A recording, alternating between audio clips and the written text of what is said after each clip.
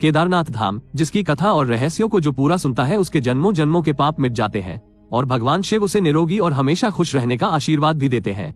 दोस्तों, आज मैं आप सभी को केदारनाथ धाम के उन 10 रहस्य के बारे में जानकारी देंगे जिसे हमारे भारतवासी बहुत कम जानते हैं। भगवान शिव खुद यहाँ पर 24 घंटे विराजमान रहते हैं और ऐसे में उनकी इस धाम की कहानी के बारे में जो भी सुनता है वो धन्य हो जाता है। इसीलिए दोस्तों, इस वीडियो को पूरा जरूर देखेंगे और कमेंट बॉक्स में हर हर महादेव जरूर लिख देंगे। तो चलिए इस वीडियो को शुरू कर लेते हैं। पहला रहस्य, केदारनाथ धाम का रहस्यमय निर्माण। केदारनाथ मंदिर का निर्माण बड़ी बड़ी पत्थरों, चट्टानों, शिलाखंडों से किया गया है।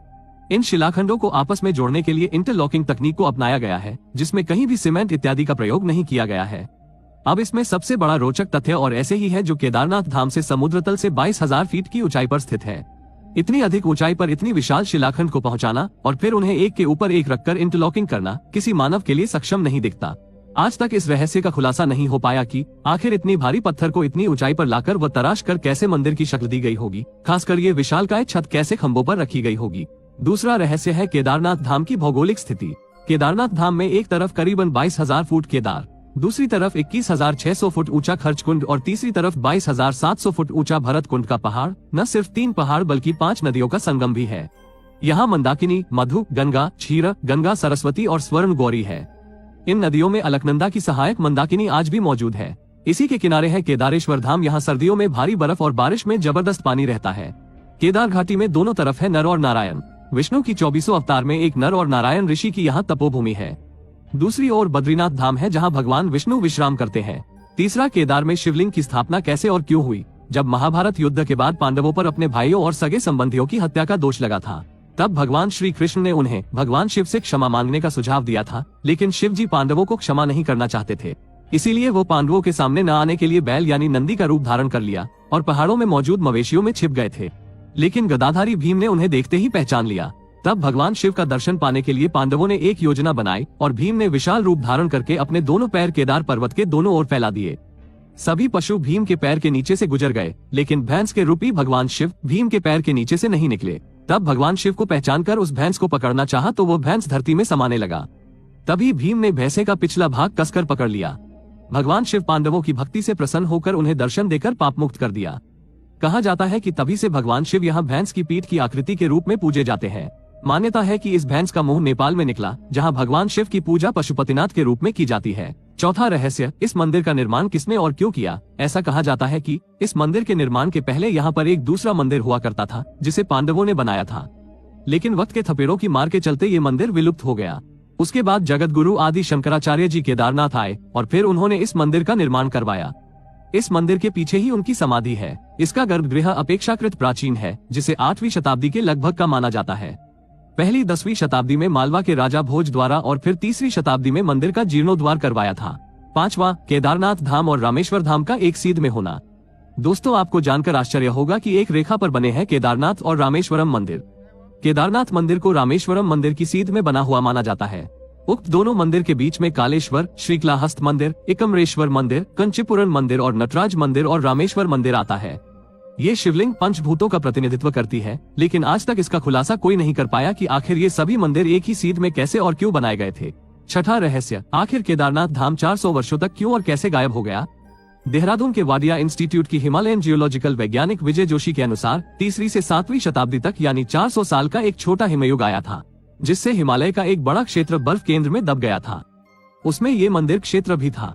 वैज्ञानिकों के अनुसार मंदिर की दीवार और पत्थरों पर आज भी इसके निशान देखे जा सकते हैं। दरअसल केदारनाथ धाम का ये इलाका चूराबारी ग्लेशियर का ही एक हिस्सा है। वैज्ञानिकों का मानना है कि ग्लेशियरों के लगातार पिघलते रहने व चट्टानों के खिसकते रहने से आगे भी इस तरह का जल प्रलय या प्राकृतिक आपदाएं जारी रहेंगी। 7वां, केदारनाथ धाम का रहस्यमयी दीपक। दोस्तों, केदारनाथ धाम के साथ साथ यहाँ मौजूद दीपक बहुत रहस्यमयी है। आपको जानकर आश्चर्य होगा कि ये दीपक 6 महीने तक नहीं बुझता। दीपावली महापर्व के दूसरे दिन शीत ऋतु में मंदिर के द्वार बंद कर दिए जाते हैं, लेकिन 6 महीने तक मंदिर के अंदर दीपक जलता रहता है। पुरोहित सम्मान के साथ पट बंद करके भगवान के विग्रह एवं दंडी को 6 महीने तक पहाड़ के नीचे ऊखीमठ में ले जाते हैं। 6 माह के बाद मई में केदारनाथ के कपाट खुलते हैं, तब उत्तराखंड की यात्रा प्रारंभ होती है। 6 माह तक मंदिर और उसके आसपास कोई नहीं रहता, लेकिन आश्चर्य की बात यह है कि 6 माह तक दीपक भी जलता रहता है और निरंतर पूजा भी होती रहती है। कपाट खुलने के बाद ये भी आश्चर्य का विषय है कि वैसी की वैसी सफाई भी यहाँ मिलती है जैसे कि मंदिर को बंद करते वक्त छोड़ा गया था। 8वां रहस्य, आखिर क्यों और कैसे लुप्त हो जाएगा केदारनाथ धाम। पुराणों की भविष्यवाणी के अनुसार इस समूचे क्षेत्र के तीर्थ विलुप्त हो जाएंगे। माना जाता है कि जिस दिन नर और नारायण पर्वत आपस में मिल जाएंगे, बद्रीनाथ और केदारनाथ का मार्ग पूरी तरह से बंद हो जाएगा और तब भक्त बद्रीनाथ और केदारनाथ के दर्शन नहीं कर पाएंगे। पुराणों के अनुसार वर्तमान बद्रीनाथ धाम और केदारेश्वर धाम लुप्त हो जाएंगे और वर्षों बाद भविष्य में भविष्य बद्री और भविष्य की धार नाम की नई तीर्थ का उद्गम होगा। 9वां रहस्य, केदारनाथ धाम में मौजूद भीमशिला का रहस्य। वर्ष 2013 में केदारनाथ में आई प्राकृतिक आपदा के बारे में कौन नहीं जानता। यह आपदा इतनी भीषण थी कि लगभग 1000 से ज्यादा भक्तों की मृत्यु हो गई थी और केदारनाथ जाने का मार्ग पूरी तरीके से तहस नहस हो गया था। लेकिन आश्चर्य की बात तो यह है कि मुख्य मंदिर को कुछ भी नुकसान नहीं पहुंचा। इसका कारण था बाढ़ के पानी में बहकर आया एक विशाल चट्टान, जिसे आज हम भीमशिला के नाम से जानते हैं। 2013 में जब बाढ़ का पानी तीव्र गति के साथ केदारनाथ धाम मंदिर की तरफ बह रहा था, तब उस पानी के साथ साथ एक विशालकाय चट्टान भी मंदिर की तरफ बहती हुई आई और ठीक मंदिर के पीछे आकर रुक गया। बाढ़ का पानी उस चट्टान से टकराकर 2 भागों में बंट गया और मंदिर के दोनों ओर से निकल गया।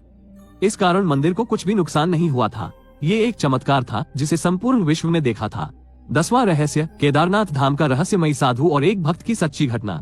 दोस्तों, आज से कई सालों पहले एक आदमी केदारनाथ धाम में भगवान शिव के दर्शन करने आया। वो जिस वक्त आया उस वक्त केदारनाथ धाम के कपाट बंद होने वाले थे। उसने पुजारी से भोलेनाथ के दर्शन करने की इच्छा जाहिर की, परंतु पंडितों ने ये बोलकर उसे मना कर दिया कि केदारनाथ धाम अब 6 महीने के लिए बंद कर दिया गया है। ये सुनते ही वो भक्त बहुत दुखी हो गया, परंतु उसने अपने मन में ये संकल्प लिया कि जब तक वो केदारनाथ धाम के दर्शन नहीं करेगा वो यहाँ से हिलेगा तक नहीं। वो भूखे प्यासे बर्फ के ऊपर बैठा रहा। रात हुई और थोड़ी देर के बाद एक साधु उसके पास आया और उसने कुछ खाने के लिए उस भक्त को दिया और फिर उस साधु ने उसके सर पर हाथ फेरा। ये करते ही उस भक्त को नींद आ गई। वो भक्त जैसे ही उठा तो देखा कि कुछ पंडित केदारनाथ मंदिर का दरवाजा खोल रहे हैं।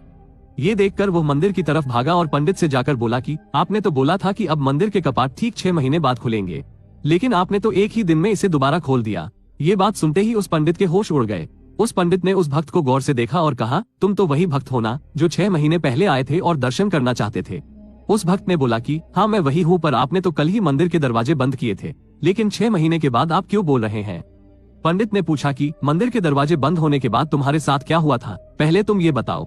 उस भक्त ने जैसे ही उस साधु की बात कही कि एक अघोरी बाबा आए और मुझे खाने के फल दिया और मेरे सिर पे हाथ फेरा और मुझे नींद आ गई और मैं जब जागा तो देख रहे हैं कि आप मंदिर का दरवाजा खोल रहे हैं। पंडित ये बात सुनते ही उस भक्त के चरणों पे गिर पड़ा और कहा कि आप जैसे शिव भक्त को मैं समझ नहीं पाया। भगवान भोलेनाथ ने समय चक्र को पल भर में आपके लिए 6 महीने आगे कर दिया ताकि आपको तकलीफ ना हो। दोस्तों, ये घटना बिल्कुल सच्ची है। भोलेनाथ तो भोले है, वो भाव के भूखे है। चाहे देव हो या दानव, जिसने उसे मन से पूजा वो उसी के हो गए। तो दोस्तों, ये थे केदारनाथ के 10 वो